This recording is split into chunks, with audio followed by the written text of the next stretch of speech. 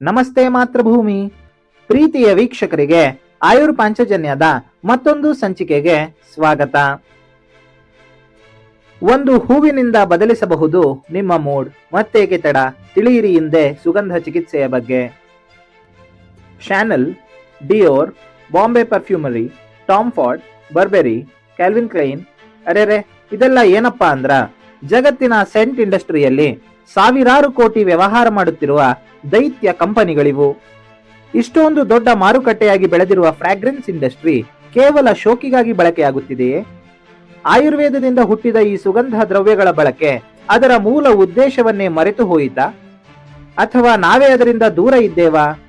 ಈ ದ್ರವ್ಯಗಳನ್ನ ಚಿಕಿತ್ಸೆಗಾಗಿ ಹೇಗೆ ಬಳಸಬಹುದು, ಇದರ ಪ್ರಯೋಜನಗಳು ಮುಂತಾದ ಎಲ್ಲಾ ಪ್ರಶ್ನೆಗಳಿಗೆ ಉತ್ತರ ನಮ್ಮ ಇಂದಿನ ಸಂಚಿಕೆ. ಆಯುರ್ವೇದ ಶಾಸ್ತ್ರ ಗ್ರಂಥಗಳಲ್ಲಿವೆ ಸಾಲು ಸಾಲು ಉಲ್ಲೇಖ.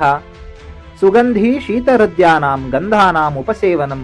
ಸುಗಂಧಗಳು ಹೃದಯಕ್ಕೆ ಉತ್ತಮವಾಗಿದ್ದು ಪಿತ್ತ ದೋಷವನ್ನು ಶಾಂತಗೊಳಿಸುತ್ತವೆ ಎಂದು ಆಚಾರ್ಯ ವಾಗ್ಭಟರು ತಮ್ಮ ಗ್ರಂಥ ಅಷ್ಟಾಂಗ ಹೃದಯದಲ್ಲಿ ವಿವರಿಸಿದ್ದಾರೆ.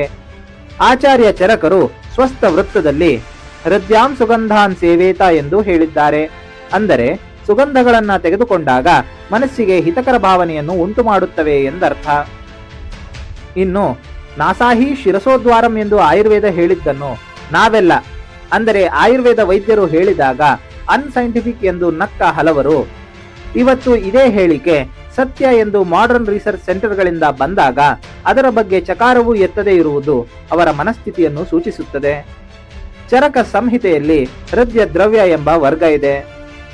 ಹೃದಯಕ್ಕೆ ಪ್ರಿಯ, ಮನಸ್ಸಿಗೆ ಸಂತೋಷ ನೀಡುವ, ಪ್ರಾಣವಾಯುವಿಗೆ ಅನುಕೂಲ ಮಾಡುವ ದ್ರವ್ಯಗಳೇ ಹೃದಯ ದ್ರವ್ಯಗಳು. ಬಹುಶಃ ಎಲ್ಲ ಹೃದಯ ದ್ರವ್ಯಗಳು ಸುಗಂಧಯುಕ್ತವಾಗಿರುತ್ತವೆ. ಉದಾಹರಣೆಗೆ ನೋಡುವುದಾದರೆ ಚಂದನ, ಕುಂಕುಮ, ಉಶೀರ, ಕರ್ಪೂರ, ಹೀಗೆ ಎಲ್ಲ ಹೃದಯ ದ್ರವ್ಯಗಳು ಸುಗಂಧ ದ್ರವ್ಯಗಳೇ ಸರಿ. ಆಚಾರ್ಯ ಚರಕರ ದೃಷ್ಟಿಯಲ್ಲಿ ಆರೋಗ್ಯವೆಂದರೆ ಕೇವಲ ದೇಹವಲ್ಲ, ಮನಸ್ಸು ಮತ್ತು ಇಂದ್ರಿಯಗಳ ಸಮತೋಲನ. ಇಲ್ಲಿ ಸುಗಂಧ ದೇಹಕ್ಕೆ ನೇರ ಔಷಧಿ ಆಗದಿದ್ದರೂ ಮನಸ್ಸಿನ ಮೂಲಕ ದೇಹದ ಮೇಲೆ ಪರಿಣಾಮ ಬೀರುತ್ತದೆ. ಇದೇ ಸುಗಂಧ ಚಿಕಿತ್ಸೆಯ ಮೂಲ ತತ್ವ. ನಡೆದಿವೆ ಸಾಲು ಸಾಲು ಸಂಶೋಧನೆಗಳು. ನಾವು ವಾಸನೆಯನ್ನು ತೆಗೆದುಕೊಂಡಾಗ ಸುವಾಸನೆಯು ನೇರವಾಗಿ ಮೆದುಳಿನ ಲಿಂಬಿಕ್ ಸಿಸ್ಟಮಿಗೆ ಹೋಗುತ್ತದೆ. ಇದು ಭಾವನೆ, ನೆನಪು ಮತ್ತು ಆಸೆಗಳ ನಿಯಂತ್ರಣ ಮಾಡುವ ಭಾಗ. ಇದರಿಂದ ಉತ್ತಮ ಭಾವನೆ ಉಂಟಾಗಿ ಒತ್ತಡ ಗಣನೀಯವಾಗಿ ಕಡಿಮೆಯಾಗಬಹುದು. ಹ್ಯಾಮ್ಲೆಟ್ ಅಧ್ಯಯನದ ಪ್ರಕಾರ ಸುಗಂಧಗಳು ಮಾನಸಿಕ, ಮೂಡ್, ಫಿಸಿಯಾಲಜಿ ಮತ್ತು ಬಿಹೇವಿಯರ್ ಮೇಲೆ ಪರಿಣಾಮ ಬೀರುತ್ತವೆ. 92 ಆರೈಕೆ ಪಡೆದ ವ್ಯಕ್ತಿಗಳ ಮೇಲೆ ಮಾಡಿದ ಕಂಟ್ರೋಲ್ಡ್ ಸ್ಟಡಿಯಲ್ಲಿ ಲ್ಯಾವೆಂಡರ್ ಫ್ರಾಗ್ರೆನ್ಸ್ ಸ್ಪಷ್ಟವಾಗಿ ಮನಸ್ಸಿನ ಶಾಂತಿ ಹಾಗೂ ಕಾಗ್ನಿಟಿವ್ ಪರ್ಫಾರ್ಮೆನ್ಸ್ ಅನ್ನು ಸುಧಾರಿಸಿದೆ. ಇನ್ನು ಗುಲಾಬಿ, ಮಲ್ಲಿಗೆ, ಸಂಪಿಗೆ ಮುಂತಾದ ಹೂವುಗಳ ವಾಸನೆಯಿಂದ ಕಾರ್ಟಿಸಾಲ್, ಒತ್ತಡ ಹಾರ್ಮೋನಿನ ಮಟ್ಟವು ಸ್ಪಷ್ಟವಾಗಿ ಕಡಿಮೆಯಾಗಿದೆ. ಹೃದಯ ಸ್ಪಂದನೆ ಮತ್ತು ರಕ್ತದೊತ್ತಡ ಕೂಡ ಕಡಿಮೆಯಾಗಿದೆ. ಇಇಜಿ ಬ್ರೈನ್ ವೇವ್ ಅಧ್ಯಯನದಲ್ಲಿ ಮಲ್ಲಿಗೆ ಸುಗಂಧಕ್ಕೆ ಒಡ್ಡಿದಾಗ ಮೆದುಳಿನಲ್ಲಿ ಬೀಟಾ ವೇವ್ಸ್ ಹೆಚ್ಚಾಗುವುದು ಕಂಡುಬಂದಿದೆ. ಇದರಿಂದ ವ್ಯಕ್ತಿಗಳು ಶಾಂತ ಹಾಗೂ ಚುರುಕಾದ ಮನಸ್ಥಿತಿಯನ್ನು ಅನುಭವಿಸುವರು. ಆಲಸ್ಯ ಕಡಿಮೆಯಾಗುತ್ತದೆ. ಮನಸ್ಸನ್ನು ತಾಜಾ ಹಾಗೂ ಜಾಗೃತವಾಗಿರಿಸುತ್ತದೆ. ಕಮಲ ಹೂವಿನ ಸುಗಂಧ ಮೆದುಳಿನ ಆಲ್ಫಾ ವೇವ್ಸ್ ಹೆಚ್ಚಿಸುತ್ತದೆ. ಧ್ಯಾನ ಸಮಯದಲ್ಲಿ ಏಕಾಗ್ರತೆ ಮತ್ತು ಶಾಂತಿ ಹೆಚ್ಚಿಸುತ್ತದೆ. ಲ್ಯಾವೆಂಡರ್ ನಿದ್ರಾಹೀನತೆಯನ್ನು 60% ಕಡಿಮೆ ಮಾಡುತ್ತದೆ. ಲ್ಯಾವೆಂಡರ್ ಅತ್ಯುತ್ತಮ ನ್ಯಾಚುರಲ್ ಸ್ಲೀಪಿಂಗ್ ಮೆಡಿಸಿನ್. ಈಗಿನ ಅರೋಮಾ ಥೆರಪಿ ಪದವನ್ನು ಮೊದಲಿಗೆ 1930ರಲ್ಲಿ ಫ್ರೆಂಚ್ ರಸಾಯನ ಶಾಸ್ತ್ರಜ್ಞ ರಿನೇ ಮಾರಿಸ್ ಗ್ಯಾಟೆಫೋಸ್ ಬಳಸಿದ್ದರು. ಲ್ಯಾವೆಂಡರ್ ಎಸೆನ್ಷಿಯಲ್ ಆಯಿಲ್ ಹೀಲಿಂಗ್ ಅವರ ಅನ್ವೇಷಣೆಯಿಂದ ಪ್ರಸಿದ್ಧಿ ಪಡೆದುಕೊಂಡಿತು. ನೆನಪಿರಲಿ ವೀಕ್ಷಕರೇ, ಇದೆಲ್ಲವನ್ನು ಸಾವಿರಾರು ವರ್ಷಗಳ ಹಿಂದೆಯೇ ನಮ್ಮ ಆಯುರ್ವೇದ ಹೇಳಿ ಮಾಡಿ ತೋರಿಸಿ ಆಗಿ ಹೋಗಿತ್ತು. ಸುಗಂಧ ದೀಪ, ಧೂಪ, ನಸ್ಯ, ಯಜ್ಞ ಹೀಗೆ ವಿವಿಧ ಧಾರ್ಮಿಕ ಕಾರ್ಯಗಳಲ್ಲಿ ಸುಗಂಧವನ್ನು ಶುದ್ಧತೆ, ಆಧ್ಯಾತ್ಮಿಕ ಶಾಂತಿ, ಮಾನಸಿಕ ಶಕ್ತಿ ಮತ್ತು ಸಂಯಮ ಪಡೆಯಲು ಬಳಸಲಾಗುತ್ತಿದೆ. ಅನೇಕ ರೋಗಗಳಿಗೆ ಬಳಸಲಾಗುತ್ತೆ ಸುಗಂಧ ಚಿಕಿತ್ಸಾ ವಿಧಾನ.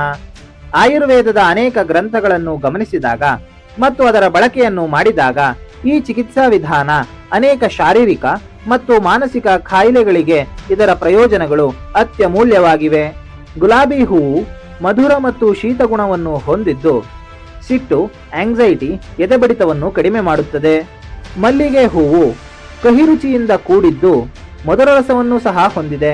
ಇದು ಆಂಟಿ ಡಿಪ್ರೆಸೆಂಟ್, ನಿದ್ರಾಕಾರಕ ಎಂದು ಸಾಬೀತಾಗಿದೆ. ಇನ್ನು ಕಮಲದ ಹೂವು ಕಷಾಯ ಮಧುರವಾಗಿದ್ದು ಕಾನ್ಸಂಟ್ರೇಷನ್ ಹೆಚ್ಚಳ, ಸತ್ವ ಗುಣಕಾರಕವಾಗಿದೆ. ಮತ್ತು ಸಂಪಿಗೆಯು ಉಷ್ಣ ತೀಕ್ಷ್ಣ ಗುಣ ಹೊಂದಿದ್ದು ಕಾನ್ಫಿಡೆನ್ಸ್ ಹೆಚ್ಚಳ ಮತ್ತು ಸುಸ್ತನ್ನು ಕಡಿಮೆಗೊಳಿಸುತ್ತದೆ. ತುಳಸಿಯ ಹೂವಂತೂ ಖಾರ ಮತ್ತು ತೀಕ್ಷ್ಣವಾಗಿದ್ದು ನೆಗೆಟಿವ್ ಥಾಟ್ಸ್ ಅನ್ನು ಕ್ಲಿಯರ್ ಮಾಡಿ ಅಲರ್ಟ್ನೆಸ್ ಅನ್ನು ಹೆಚ್ಚಿಸುತ್ತದೆ. ಶಾಸ್ತ್ರಗಳಲ್ಲಿವೆ ವಿವಿಧ ಚಿಕಿತ್ಸಾ ಕ್ರಮಗಳು: ಪುಷ್ಪ ಸ್ನಾನ, ಸುಗಂಧಿತ ತೈಲಾಭ್ಯಂಗ, ಧೂಪನ, ಪುಷ್ಪ ಧಾರಣ, ಹೀಗೆ ಅನೇಕ ಕ್ರಮಗಳಿಂದ ನಮ್ಮ ಆರೋಗ್ಯವನ್ನು ಪುನಃ ಪಡೆಯಬಹುದಾಗಿದೆ.